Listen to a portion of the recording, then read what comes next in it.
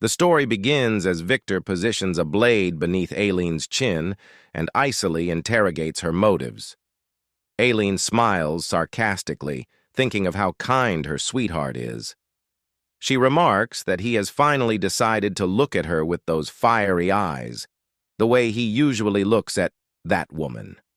Aileen casts a glance at the cowering blonde-haired woman, a woman who never gets her hands dirty and knows how to shed tears pitifully, the kind and frail Charlotte. Victor plunges a sword inside her, explaining how, by committing the crimes of practicing evil magic and attempting to harm Charlotte, she single-handedly led House Mertensia to its ruin. Aileen scoffs and curses him bitterly, a curse that makes it so that he has no choice but to love her. She then collapses.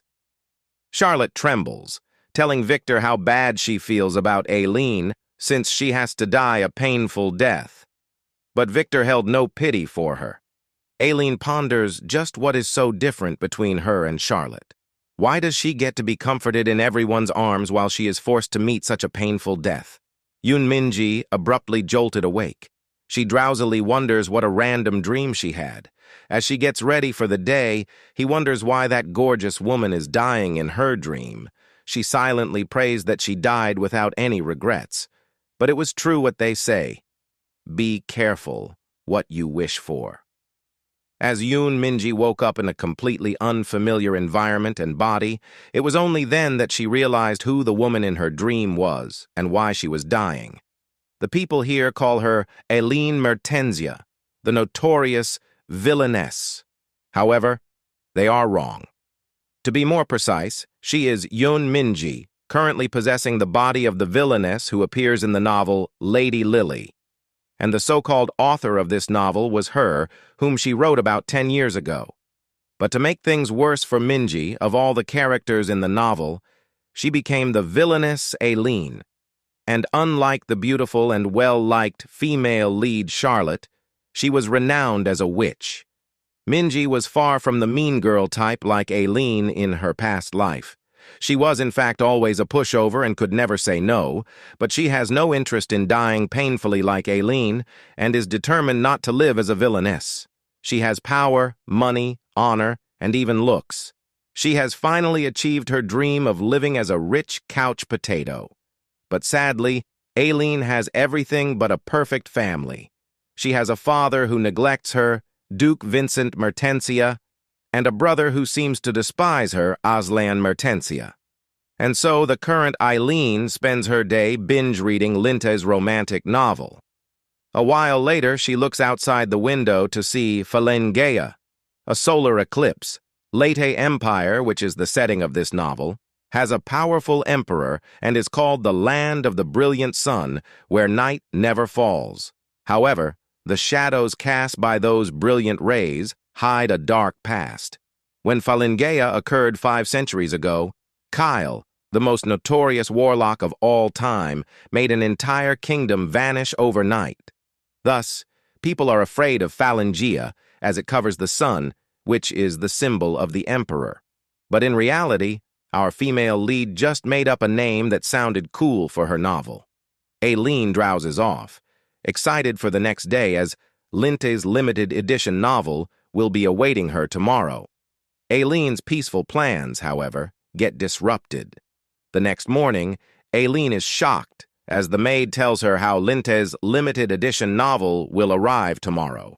She realizes that she is stuck in a time loop where the day of Falengea is repeating itself. Meanwhile, a man feels a sense of déjà vu, stronger than ever, which he finds quite unpleasant. Aileen tries to go to sleep to get rid of her current predicament. However, when she opened her eyes the next day, Linte's limited edition novel was not waiting for her. She was still stuck on the same day. She ponders over what's happening. She wonders if it's God's wish for her to stop living life as a hermit. A window appears stating that the novel is currently undergoing maintenance. She decides to wait for the manager to fix the issue and continue to enjoy living as a rich slacker. Several days passed by and Aileen was stuck on the same day. There was only one thing that made living inside this novel bearable, and that was Linte. She becomes determined to move on to the next day, no matter what. She has tried going out for the past 10 days and has explored the streets, but nothing has worked. A sudden thought crossed her mind. She wonders if to move on to the next day, she has to confront the main characters. She frustratingly flings the book to the other side of the room, unintentionally hitting the maid. The book hits the maid's head, causing her forehead to bleed. The maid quivers in fear of her mistress and immediately begins begging for mercy. Aileen stares at her awkwardly, telling her to calm down. Meanwhile, a man's subordinate praises him for having insight into the future. The man becomes pissed at his subordinate and has a strong urge to kill him. To calm him down, the subordinate begins preparing tea for him. It is only when the tea accidentally spills on the man does he realizes why he's feeling irritated. It wasn't just a sense of déjà vu. In fact, this has actually happened countless times. He chuckles. Controlling time is entirely under God's jurisdiction. The man remarks that it seems he has broken his silence and started making a move. Does he love that human so much that he'd break the laws of causality? This was quite amusing for him, and he decided to snap this person's neck, as that would be the only polite thing to do. Meanwhile, the maid was still weeping. She only stops when Aileen threatens to eat her up if she doesn't stop. Aileen then stares at the wound and is about to say that it might scar, but halts. She rather exclaims that the floor might scar. The next morning, Aileen drowsily wakes up to find the weather changed, unlike the loop she was stuck in. The maid announces that the book she ordered has arrived. It is only when she examines Linte's limited edition book in her hands does she realizes she is out of the time loop. Suddenly, Aileen's brother Aslan informs her that their father is looking for her. And so, in her father's office, Aileen is confronted over her changed behavior. Apparently, she faked an illness to decline all the social gathering invitations that she used to love and brought books when she couldn't even get through a single sentence before. He reveals his decision to hire someone to teach her, taking her aback. Just then the door opens, and a figure pulls her shoulders back, remarking that her posture must be worked on first. Vincent introduces the man as Aileen's tutor and personal butler. The man introduces himself as Sebastian. Vincent confesses how he has high expectations for him as he's the second son of Viscount Agate, a house with a rich history and tradition. This makes her wonder, and she asks why he hasn't taken off his hood yet. Her father frowns, saying he's dressed impeccably as a butler. This makes Aileen more confused. Out of the blue, the man begins to laugh wickedly, asking if that is how he looks in the lady's eyes. And suddenly, an endless feeling of foreboding overcame Aileen. Truly, the way her father describes the man's appearance doesn't make any sense. But she goes with it, making the man grin. He walks closer to her, assuring her she has plenty of time to learn everything before the Imperial Ball in the Harvest Festival, even without having to repeat a day. Aileen finally understands that the man is aware of the time loop.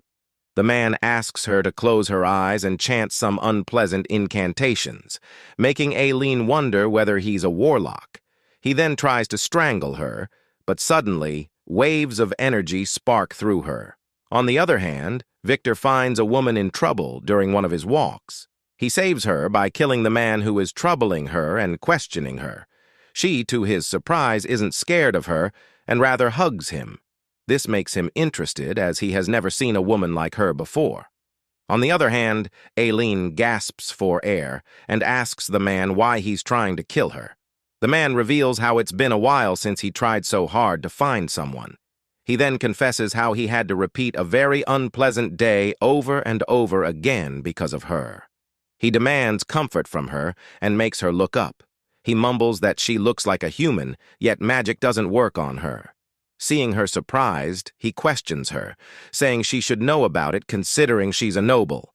Aileen wonders how he is able to use both magic and witchcraft when they are polar opposites. It should be an impossible thing to do. The man comes closer to her and remarks how she is dripping with so much love and Lesrive's energy that she positively reeks. Lesrive is the name of the one and only god of the Late Empire. However, Lesrive was only a symbolic figure in her novel. She asks the man if he means Lesrive actually exists. The man chuckles at her odd question. He casts magic, asking if she should be questioning this when her whole body is proof of Lesrive's existence. This makes her frown, but it might be true since the man's spells don't seem to work on her. Aileen may have been a heinous villain, but she was just a normal lady without any abilities or power. She certainly wasn't loved by Lesrive or was capable of causing time loops or deflecting magic. There's no reason why her body should have any traces of Lesrive. Hence, all this must have started when Minji possessed Aileen's body, making her wonder if God loved her then. And so, the time loop was all Lesrive's doing, despite it being a risky business. The protagonist realizes that the only difference between those repeated days and the last day is that she acts like a villainess. After that, the loop stopped.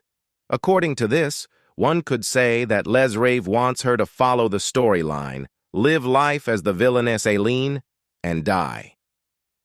Teary-eyed, she asks if this is a curse. The man bursts into laughter, saying, "Who knew a god would fall into one-sided love?" He mumbles how he has changed his mind and asks if she has heard Lesrive's voice or received any direct revelations. She denies it, and the man explains that it's like Lesrive wants her to figure out what he wants all on her own, no different from a spoiled child. Aileen remarks that that's one irresponsible god to whom the man confesses he likes her and asks if she has any wishes she desires. He explains how she is loved by a god, and he despises following divine will. Not only that, to the man, it seems Lesrive has fully incurred her wrath so they can become good partners. She protests that she isn't loved. The man says even if she isn't, disrupting her God-given fate together is a good way to mess with divine will. And so he proposes a deal to betray God together, revealing how he can ruin Lesrive's image completely. Aileen knew Warlock to be a monster that fed on human happiness. A woman who must live as a villainess until she meets her death decides to make a deal with the demon. But what's surprising is that such a man never made an appearance in the novel. She asks him to reveal his real name and face now. He says this is his real face, shocking her while at the same time making her excited. He then reveals his name to be Asher. Aileen recognizes the name as that of an evil warlock from 5 centuries ago. She sympathizes with him, knowing that living with such a name must be tough, as it's the same as someone on Earth named Hitler. And so the deal was sealed. Asher begins to train Aileen in etiquette immediately. Seeing that the man knew what she liked and treasured, Aileen asks if he used his hypnosis abilities on the maids and her father. Asher explains that it's more like charm magic than hypnosis. While hypnosis only allows one to brainwash and control someone, his abilities allow him to bring out and satisfy a person's deeply hidden desires. This makes her realize that Vincent must have truly wished for his daughter to have a tutor and butler. Thanks to that, she is getting a crash course in etiquette. There was something Aileen overlooked when she made the deal with Asher. Accepting his proposal meant that they'd have to stick together as much as possible to share information efficiently, and she only realized this after he had appointed her tutor and butler. Asher finally inquires who she is. He comments on how she seems to have given up hopes of looking presentable, and her posture and habits seem no different than those of a commoner. It's as if she has lived in complete seclusion. She responds strangely to certain things, and her speech and behavior are odd too. He remarks that no matter how ignorant she is, as long as she's a human born in this world, the normal response after hearing the war in Warlock would be to tremble and shout for God's mercy. Moreover, she didn't blink an eye when she heard his name. She interjects, saying the last bit isn't true. She says she knows who Asher the evil warlock was, but it seems they just happen to have the same name. Asher hums in agreement, but states that hating on God isn't still normal. Asher announces, time is up, and reveals she can find her identity himself. Aileen gulps in fear, knowing he will definitely kill her the second he finds she is the author of this novel, as, in a sense, authors are gods who create worlds. And Asher seems to despise gods. Suddenly there's a knock on the door, but before Aileen can answer it, she stumbles. However, Asher steadies her before she can crash and says there seem to be a lot of things he needs to teach her. Aileen answers the door and finds a servant outside. Aileen recognizes her as a suck-up. The maid offers her several blatant compliments, but the current Aileen knows better and isn't one-minded like the previous one. She recognized the woman before her eyes as someone who would betray Aileen and play the biggest role in destroying House Mertenzia. Her name is Sophia Beryl, and she's Aileen's lady-in-waiting. Due to her lack of response, Sophia pretends to be hurt and cries. Though Aileen wants to avoid her, she finds it hard to push her away. For some reason, she is reminded of her past life as a pushover. Sophia actively reveals how it's all Lady Charlotte's fault that she took away the crown prince from Aileen, whom she had feelings for. She goes on and shows Aileen the new dress she is thinking of for her. Aileen looks at the design and recognizes it to have been created by Charlotte, the main character of the novel. Charlotte was from a poor Viscount's family. She grew up in the countryside, helping with farm work. One day, she gathered her skirts up to prevent them from getting dirty and noticed how cute the skirts looked. Inspired by the shape, she sketched a new design for a dress on a piece of paper. Later on, Victor discovered her design and had the world's best designer, Polanx, bring the dress to life. Charlotte's dress soon became popular, and all the noble women wore the design to the Harvest Festival Ball. Aileen was one of them, and it was here that Aileen poured wine on Charlotte, who was later saved by Victor. Minji was obsessed with dresses at the time she was writing the novel, Lady Lily. That must be why this whole dress element was included in the storyline. Back then, she had no idea that wearing a dress would be this uncomfortable. Sophia continues indirectly calling out Aileen as a witch, saying she will be by her side even then. Asher finally steps up, asking Aileen why she has such a thing by her side. Using his charm magic, he asks Sophia what her name means. She replies that her father gave her the name in the hopes that she would be wise at all times. She then shouts out that if he wanted her to be wise, he should have just given her money. She confesses how her good-for-nothing father gave away all his fortune to beggars, saying it was his duty as a noble. Sophia began to reveal her innermost thoughts without any hesitation, and she looked relieved while doing it. Sophia then reveals how it's hard sucking up to a moody tramp like Aileen, and also how she has been smuggling away her belongings. Sophia continues revealing her wicked thoughts, to which Asher asks Aileen how she wants to deal with her. As Yoon Minji, she has no personal grudge against Sophia. Plus, the one Sophia deceived was Aileen from the novel. Though she may have become the villainous Aileen, she is still the coward Yoon Minji. She chose to be used rather than disliked, and she could never say no. Even now, all she can think about is running away from reality. Asher walks closer to her, telling her she has nothing to fear as she has nothing. No familial affection, love, friends, or anything. He then reveals that since she doesn't like Sophia, she has two options. One is that she should punish and tame her, or make her disappear from this world for good. Aileen chooses option one, and Asher makes her repeat after him that she will never raise a dog that bites its own master again. Though Aileen and Minji have led completely different lives, here's one thing they share in common. Neither of them has ever had decent people to rely on. Asher clicks his finger to remove Sophia from her trance, who immediately covers her mouth in shock at what she just revealed. Sophia swiftly goes down on her knees to beg for mercy, but Aileen feigns coldness and threatens her. She then has her thrown into the dungeons for the time being. Aileen smirks as Sophia is being dragged away mercilessly.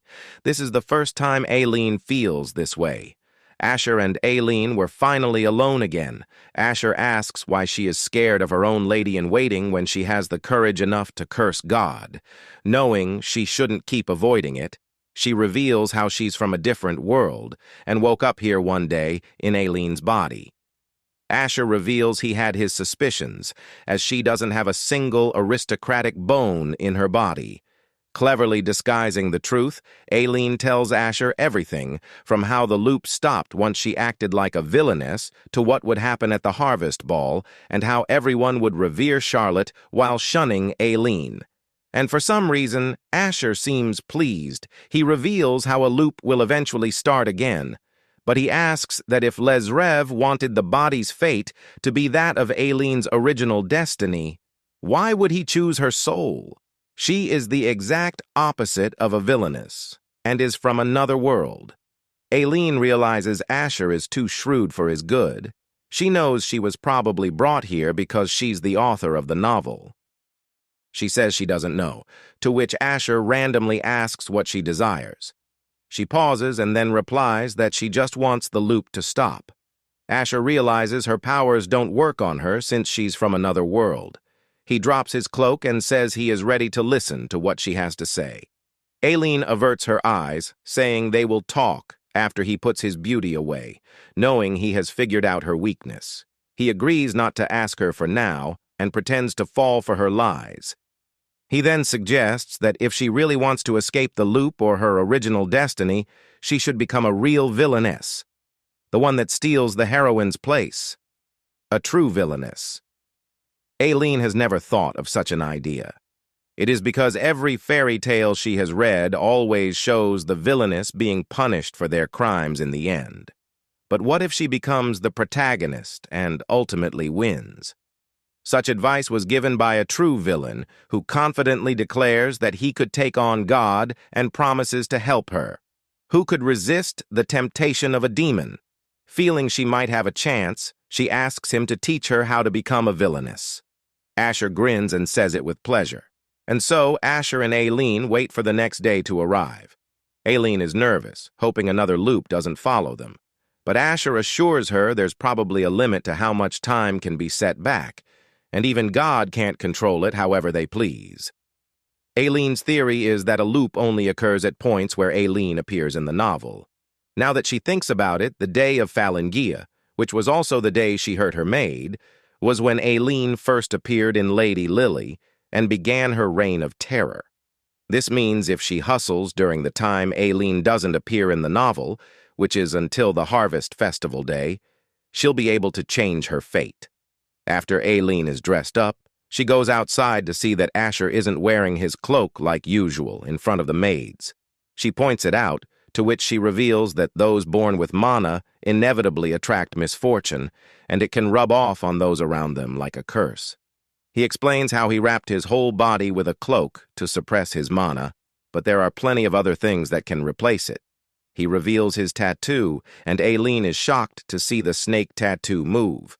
Upon asking, Asher reveals it's a spell that completely drains his mana and vitality. Aileen asks if he will be okay, taking him aback. He asks what she said, saying his hearing has worsened with age. Aileen asks how old he is, and he reveals he must be over 500 years old. He then shows Aileen her timetable, explaining how her day will start at 5 in the morning. Instead of her lady-in-waiting, who's in the dungeon, her maids will help her bathe and get dressed. He smiles, telling her to comply willingly before he decides to wait on her himself. She agrees, knowing she chose the path herself. As for Asher, he was excited. She is the only human that he cannot control with his abilities. It's as if she is like a blank sheet of paper. When all the conditions are met, he wonders what color will stain her. After that, Asher said, "An evil reputation is still attention. Use that attention to steal Charlotte's spotlight at the ball." Aileen continues her etiquette lessons with Asher. He teaches her not to look down on others and not to mistake self-deprecation for modesty. To steal Charlotte's spotlight, Aileen decides not to wear the dress Charlotte designed. She reluctantly reveals she wants to wear a chemise dress, a dress usually worn as a nightgown. In the 18th century, the Queen of France, Marie Antoinette, designed a chemise dress. During a time when everyone was obsessed with plays, she wore the dress and appeared in a play herself. The dress became immensely popular, but Aileen isn't a king or queen. She happily explains to Asher how a chemise dress doesn't constrict the body like a corset or stomacher. It also doesn't require panniers that add natural volume to the skirt. Asher points out how she looks happy and how it suits her. He then asks if she likes dresses. Aileen reveals how she briefly dreamed of becoming a designer when she was young, but she forgot about her dreams a long time ago as she was trying to make a living. The reason she wrote a scene about Charlotte designing a new dress was because the Yoon Minji from 10 years ago wanted to be like her. She was envious of Charlotte's life, a life of being loved without even trying.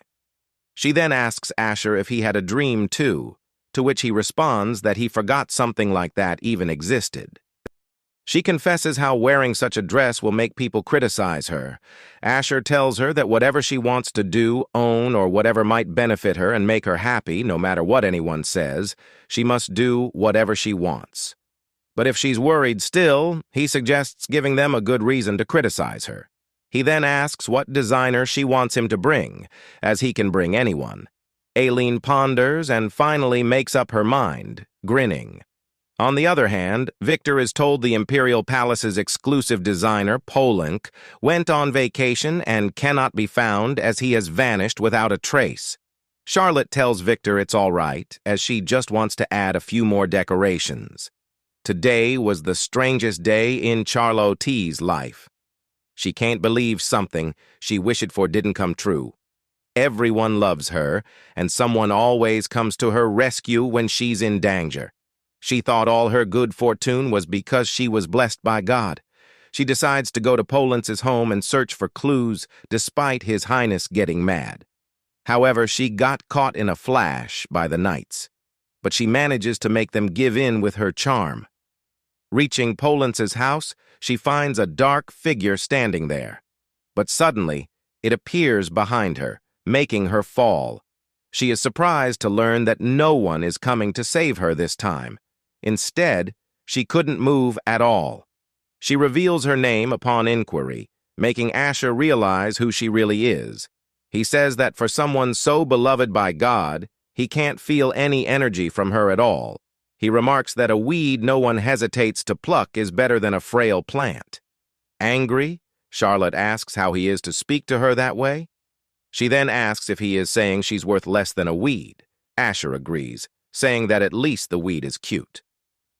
Later on, Aileen makes the exclusive designer, Polank, make a dress for her by threatening him gently in the way Asher does. Polank is shocked to learn of the unfamiliar yet beautiful idea of a dress by none other than the witch Aileen. As for keeping an eye on Charlotte, Aileen discusses her idea of recommending Sophia to the Imperial Palace and having her spy on the lady. Asher chuckles as he sees her execute this idea and remarks on how adorable she is. Though this flusters Aileen initially, she realizes he must have only said this since she listens to whatever he says like a pet. On the other hand, Charlotte gets prepared for the event too by her sly lady-in-waiting. She hopes to meet the man from that night at the ball, hoping to remind him of his place. She was sure he must be a noble, as he was wearing a family crest. Aileen has the maid she accidentally hurt with the book previously in charge of her overall preparation for the event after hearing she has formerly worked in a boutique and is best at styling. Then finally, the long-awaited day of the harvest ball arrived. She enters the hall and notices how even the Grand Chamberlain doesn't hide his dislike for her. Asher accompanies her, introducing himself as Sebastian Agate, the second son of the Agate family. The Grand Chamberlain gets confused, as he has never heard that name from the Agate family, and thought the Viscount only had one child. But with his charm magic, Asher makes the Chamberlain believe he was secretly adopted by the noble family and is granted entry. Aileen knew that with an ability like that, it was only natural that Asher would see ordinary people as insignificant and weak, and after consistently observing his abilities, she has figured out the basic principles of how it functions. It can be risky to use if there are people who don't have any desires or have them already fulfilled. And he's not completely brainwashing people but merely bewitching them. The ugly desires one desperately wants to hide quickly become their weaknesses in Asher's grasp. Once one falls under his spell, it's impossible to break free. However, when one begins to doubt the differences between fantasy and reality, they will eventually come to their senses. But even when they do, Asher reveals, they usually do not know about being under his spell. But Asher reveals that in a rare instance, if one possesses a body and mind surpassing the limits of a human, they can immediately tell something has happened to them upon waking up from his spell. This makes Aileen realize his ability won't work on Victor or any of the supporting male leads in the novel. She then asks if it will work for Charlotte. He says it might, but since she didn't seem worth wasting his ability on, he stopped midway. Before Aileen can ask about his encounter with Charlotte, the horn blows and their entry is announced. As expected, sneers and murmurs surround Aileen as people wonder what kind of rag she is wearing. She wonders how people are even noticing her when someone so handsome is by her side. As if he read her mind, Asher answers that it's because he erased most of his presence, and no one will pay attention to him unless they really focus. Suddenly, a high-ranking mage approaches Aileen. Seeing his sky-blue hair and gentle deep blue eyes, Aileen recognizes him as Archmage Septimus, one of the supporting male leads. Septimus mumbles, calling Asher Calum, king of Rotolo. Asher excuses himself from Aileen, saying he will have a chat with Septimus. After warning her not to leave the hall or talk to anyone unworthy, he leaves. While Aileen awkwardly stands, she notices some women gossiping about her. But they flinch when they see her staring at them. This makes me wonder why they are even gossiping about her so loudly when they fear her. She finally realizes it's because she, the author, made them like that to anger Aileen. But she's here to twist the rules of the world she made and ignore their drivel, pissing them off more. She faces the pathetic ladies head-on and asks Lady Cotton to have a chat. She has memorized the names of the influential houses of the empire.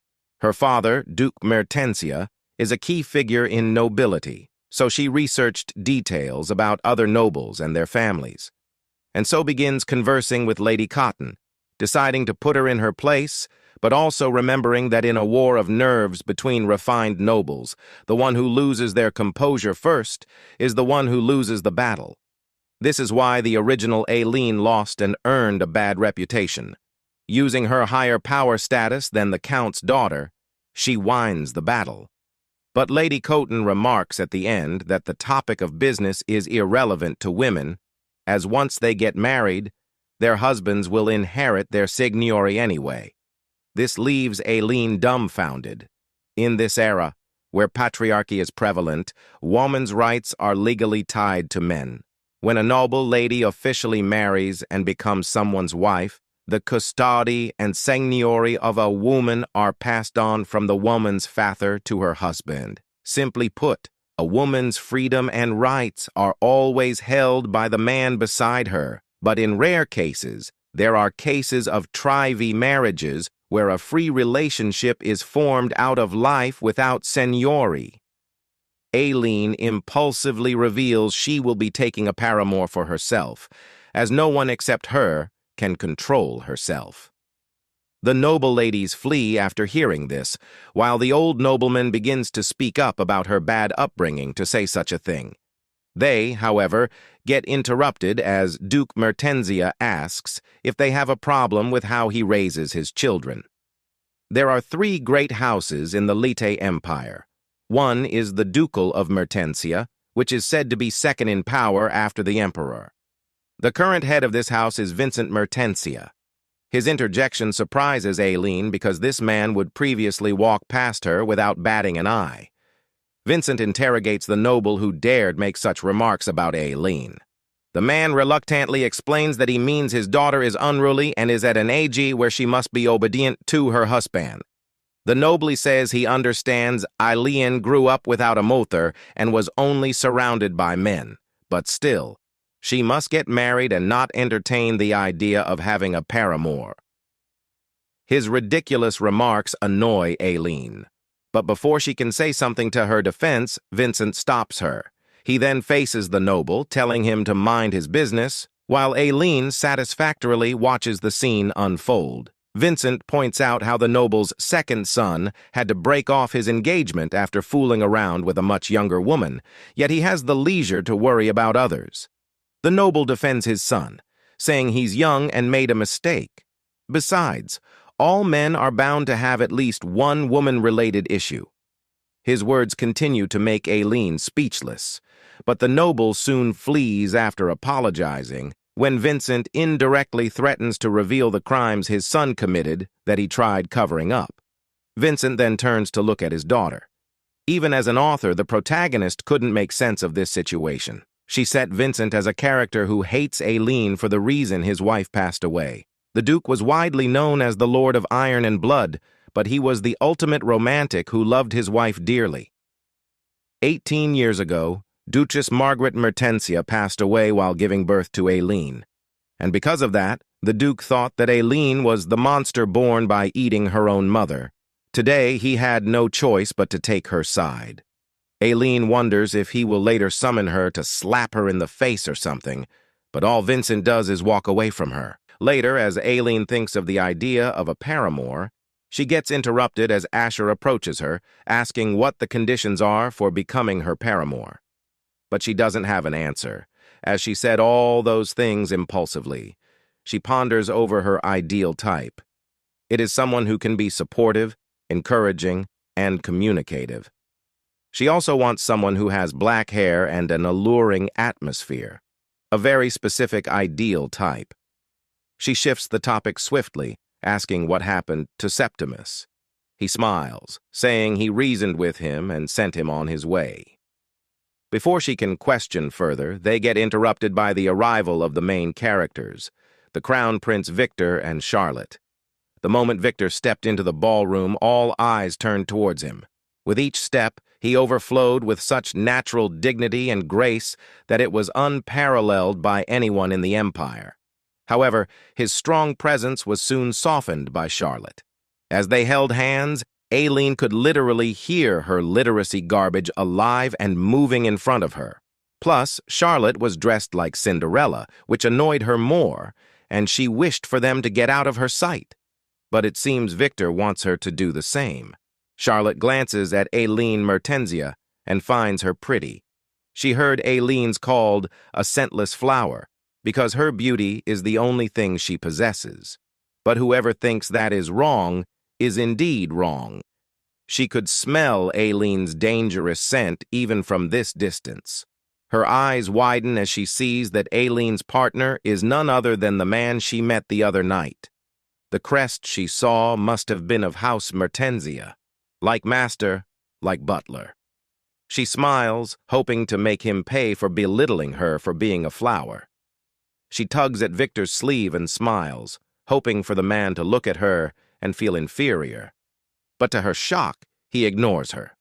Even Aileen notices how everyone except for Asher is staring at the main character, Charlotte. Asher remarks that he hates it when someone tries to control his destiny however they please. But if it's for someone who wants to control their own destiny, albeit clumsily, he would gladly offer himself to be taken advantage of. While people praise Charlotte's dress, they compare it to the rag Aileen is wearing. However, Polanc comes to Aileen's aid, revealing how her dress is exquisite and truly suits her, making people's opinions change. Even Princess Cordelia, sister of Victor, approached her and inquired about the chemise dress. Since Polanc will be executed if anyone discovers he made a dress for the witch, she lies and says that she designed the dress solely by herself. She even asks for one to be made for her. Aileen is surprised, as the princess doesn't appear during the ball in the original. Plus, she is supposed to be a meaner character who supports Charlotte and doesn't even approach Aileen. Having grown up in a strict and restricted environment, Cordelia envied Charlotte's free lifestyle, and it was her role to live vicariously through caring for Charlotte. But it seems Cordelia would rather break free of her restraints by wearing a chemise dress than live through someone else. And Aileen had every intention to gladly support someone who appreciated the value of the dress in finding their freedom.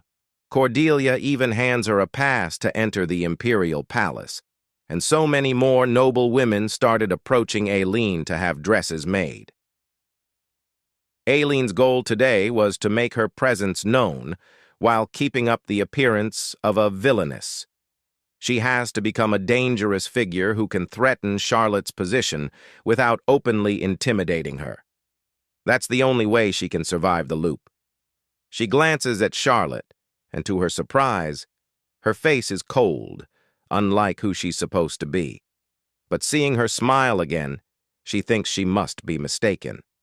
Aileen later moves to the balcony before the clock can strike 12 to see whether the loop will repeat itself, with Asher closely following behind. Down, she sees Charlotte dancing with Victor happily. It was indeed a romantic scene she created. Suddenly, the Archmage interrupts them, and in a haphazard stage, he reveals he will be finding a fiancé to prevent the end of the world. Aileen realizes this must be because of whatever Asher did before. She and Asher get to talking, and Aileen points out how he is not even getting paid as a butler. Plus, she has been lying to him about how she's the creator of this world, and he's just a side character who never even made an appearance. And if he were to find out the truth, he would destroy her. This is why it is essential to keep some distance from him so they can walk away from each other in the end. The clock finally strikes 12, and out of the blue, Asher closes the distance between them and kisses her, saying he will take his payment. That's definitely not what Aileen had in mind for keeping a distance between the two. And so, from that day on, Asher took advantage of the holes in what she said to draw a line between them and began to ask for payment whenever he got the chance. But his requests were too minor for her to get scared of. For example, he may be sitting on his lap or lightly embracing her as he places a kiss on her forehead or cheek. She knew he didn't like her, but was just taking her as a pet. But she has no intention of being tamed that easily. One day, Vincent calls Aileen to his study and randomly asks if she wants to inherit a tittle so she can succeed as Countess Kintiri. The influential families of the Liti Empire can inherit more than one title, and so the Duchy of Mertensia also holds several other titles, including the title of Count Kintyre. Vincent reveals she cannot have a paramour without a title, and as a woman she must be powerful so people don't dare speak against her. Aileen is shocked, as it turns out Vincent is open-minded and is trying to help her. She suspiciously asks if he wants to use her, but he says no. She looks towards Asher for help, and Asher uses his ability after his usual payment. After using his charm magic, Asher makes Vincent reveal the truth. Vincent confesses he has never neglected Aileen, but rather did everything he could so she should live her life to her heart's content. This makes Aileen realize the man just didn't know how to express his true feelings to his children.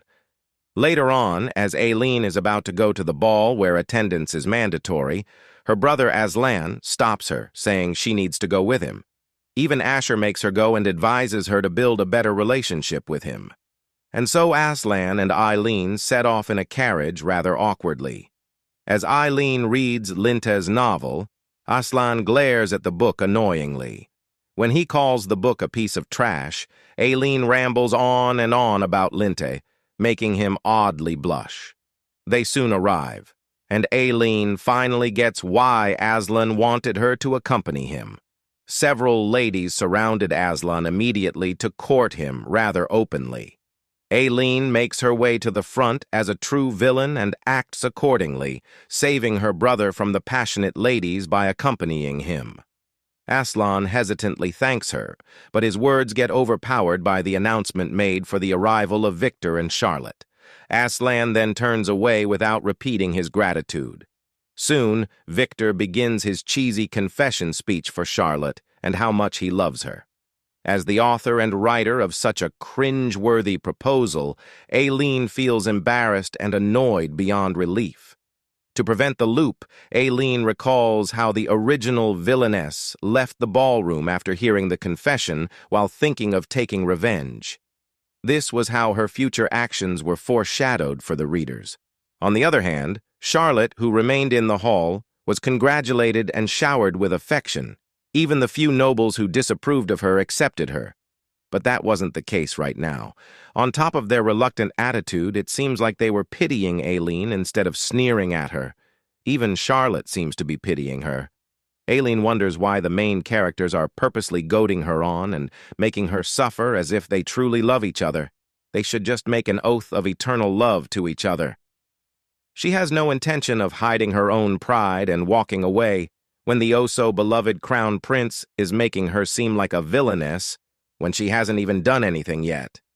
She calmly approaches the two leads and greets them, but Victor keeps his word and tells her to get lost pretty rudely.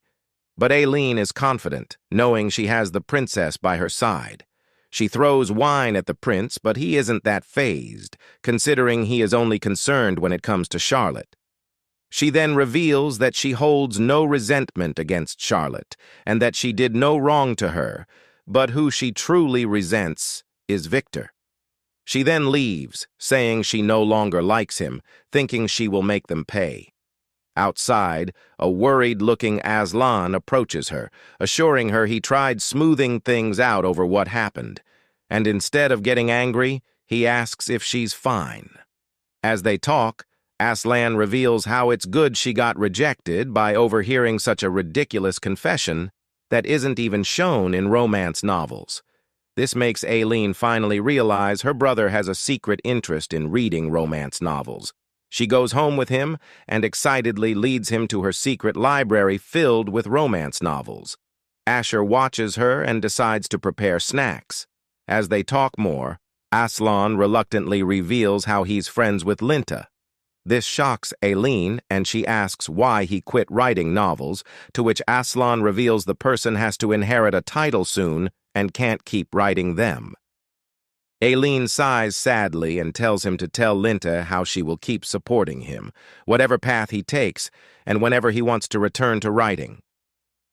Aslan blushes and thanks her, confusing her, and she tells him to tell this to Linta.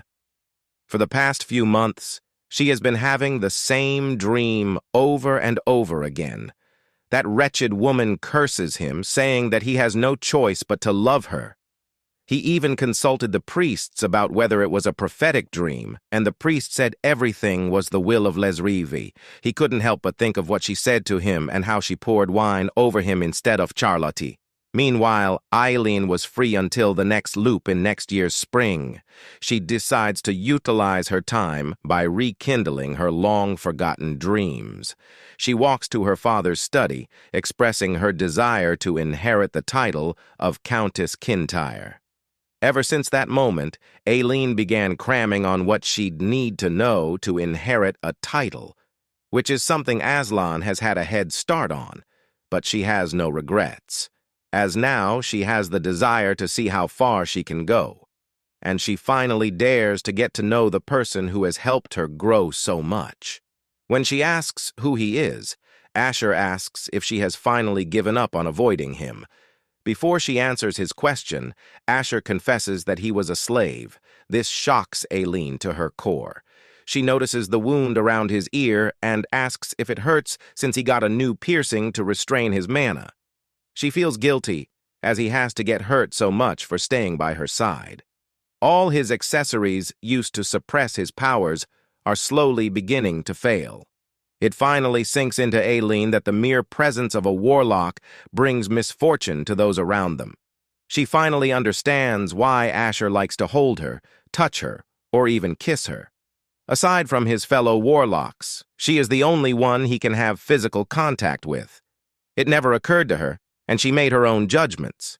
She helps him pierce without hurting himself and ends up in his lap. He doesn't let her go, so she gives in and hugs his warm figure. Asher makes her realize they can prevent the loop from happening rather than wait for the next spring. And so, as Aileen takes his hand to stand up, she ponders how she will deal with Asher as things are progressing smoothly. But as she is jolted back to reality as Asher calls her by her name for the first time, she realizes she might not be able to avoid Asher at all. Meanwhile, two men, an assassin and a thug, Vasily and Linda, have figured that the day of Phalangia has been repeating itself over and over again. But Linda wasn't happy that the only one apart from him who knows is this beast. Living creatures and beings with magical powers inherently bring misfortune to those around them. That's why they have been erased since ancient times. Then came the conflict between those with divine powers and those with magical powers. The temple, after having emerged victorious from that battle, naturally decided to oppress warlocks for their own survival. It seemed like the era of warlocks would end before it even started. But then, the warlocks gathered and established a kingdom in the land of the dead, the Rotulo Kingdom. The kingdom's very existence proved the value of magic, and the abilities of a regular subject in the Rotulo Kingdom were equivalent to those of the most talented person of the underworld Night Street. The world had shunned warlocks for so long that they had no knowledge or tolerance for magic, and the Rotulo Kingdom thoroughly took advantage of that vulnerability. They were a law unto themselves. It was natural for the master of Night Street, who committed all sorts of crimes, to show interest in a warlock with boundless potential. 15 years ago, when he heard that a baby born in a rural slum was bringing misfortune to those around him, he whisked away the child before the temple or Rotulo Kingdom could step in. That child was Vasily, the failure among failures.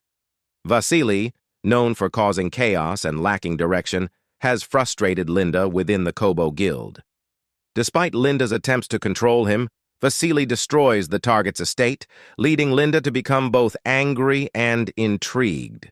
Vasily claims to have a hunch about the person responsible for the time loop, prompting Linda to order him to find them. Meanwhile, Aileen and Asher, outside Linda's building, discover the illegal activities occurring in the supposedly Empire-approved establishment. Linda's building hosts a secret slave auction in its basement, requiring strict conditions for participation. Aileen and Asher aim to resolve the situation before a time loop occurs. Their mission involves preventing Duke Trandia from meeting Charlotte, who is set to be kidnapped by Ela in the upcoming spring. A countess has Charlotte kidnapped and ready to be auctioned here, that is until Duke Trandia saves her and falls for her. Aileen finds her in the basement, along with another supporting male, and frees them. She then explains to the Duke how Charlotte's slave contract is a reason good enough to destroy the underworld of Night Street if she accepts the prince's confession. This puts Charlotte in an odd spot, and she grows frustrated as she loses the men who claim to love her, all starting with the appearance of Aileen. While she discussed her plans to meet her family in Angelo's domain, Victor revealed she would have to pass through the dangerous Burke Mountains. And for that, he assigns her to the Master Knight, Lennox. Though Charlotte asks him to come, Victor confesses it's best if they take some time apart, making her realize he's growing distant from her. Meanwhile, Aileen reveals to Asher how Charlotte will become stranded in the Burke Mountains with Lennox, where he will gain feelings for her. Asher interrogates how she knows this since she only gets revelations when there's a time loop. Aileen recalls how she lied about this and made up another excuse that she has been getting to know them lately. Though Asher doesn't believe her fully, he lets it go for the time being. They decide to travel to Karzen before Charlotte to get rid of the monsters in the mountains. Reaching there, Asher suggests she kill the core monster to get rid of them all as an option with the rest, including how he must go back to where he belongs, considering how, because of his mana, this problem arose. Aileen decides to have the monster killed. she begins learning how to kill monsters with Asher's help. Time flew by, and the day of the next monster hunting expedition finally arrived. To the Crazen Knight's surprise, the witch lady could easily eliminate the rotten trees in their way and even help one of their men. Though her swordsmanship seemed weak, she used magic to get her way. In the end, they all praise her and even apologize for their previous rude behavior towards her, since they underestimated her. After several more expeditions, the knights came to completely trust and rely on Aileen. They took her on expeditions almost every other day, helping her improve her stamina and skills. She also came to notice how incredibly fast she heals from the training scars and scratches she gets. But she didn't tell this to Asher because she doubts it must be a divine power, one that Asher despises. She turns glum, wondering if he will abandon her after using her.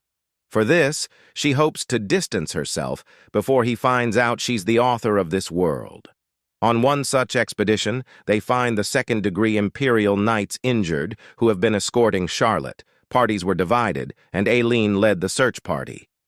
They reach the cliff from where Lennox and Charlotte jumped in the original. With Asher's suggestion, Aileen agrees to jump, to save the other two and be known as the Savior, and so Asher helps her jump down safely. Meanwhile, an injured Lennox helps bring Charlotte to safety in a cave and treats her wounded leg. There, they get surrounded by monsters, but Lennox gets overpowered. He even overhears Charlotte bickering about whether he should protect her by sacrificing himself or if he's useless. But he thinks it's just his hallucination, as the angelic Charlotte would never say such a thing. Thankfully, Aileen comes to his aid and defeats the monsters. She is then confronted by a hallucinating Charlotte, who blames her for stealing everything from her, making Aileen realize the character she made is far from being angelic. The next morning, the Crazen Knights and Asher join them, and they all praise Aileen.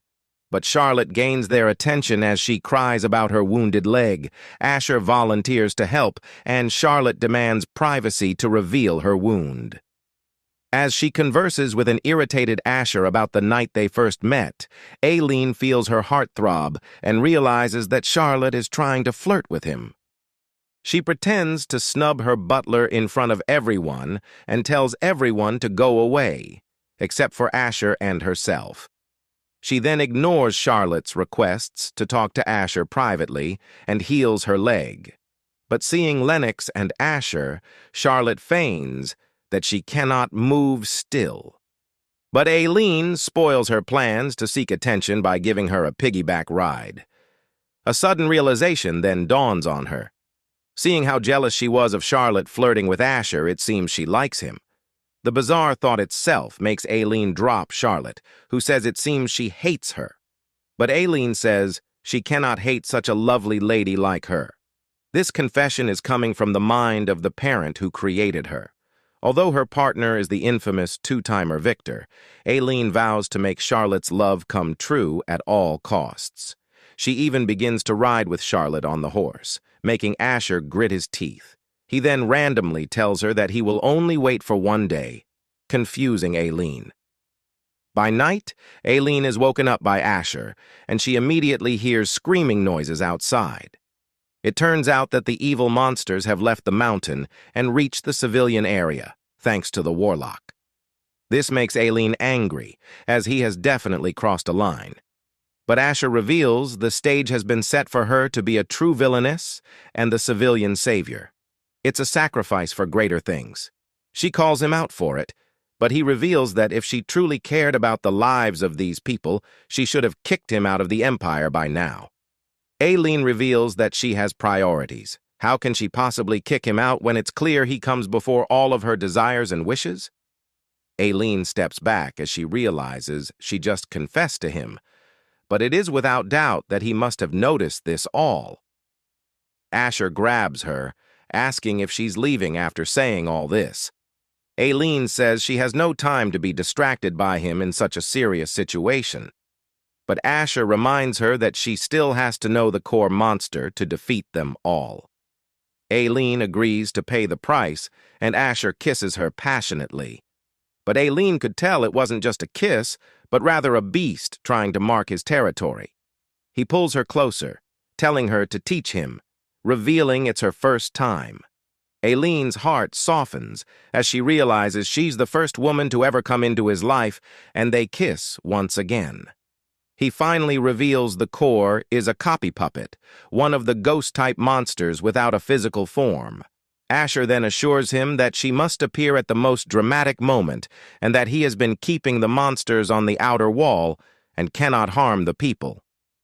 Aileen becomes dumbfounded as she realizes she has been fooling her into revealing her true feelings. She pouts, thinking it's unfair that she's the only one who revealed her true feelings. She asks why he kissed her to get him to confess too. He asks if she is ready to reveal her secrets and not run away, which she refuses. He then says they just consider it an act of impulse for now, and they kiss yet again, with Aileen teaching him how to while he compliantly goes with the flow. They finally go outside to see the knights fighting the monsters that, oddly, didn't seem to harm them. Aileen kills the copy core, and they scurry away. She and Asher then go to the forest to find the source. On their way, Asher reveals how he knows of her growing holy powers, and it doesn't matter to him as long as she's not God herself. This makes her glum, but she gets interrupted as they hear something nearby. They hurry there in the hope of finding the core of the evil monsters. After defeating a black orb there, Asher was mesmerized by her AKs if she was a fallen angel.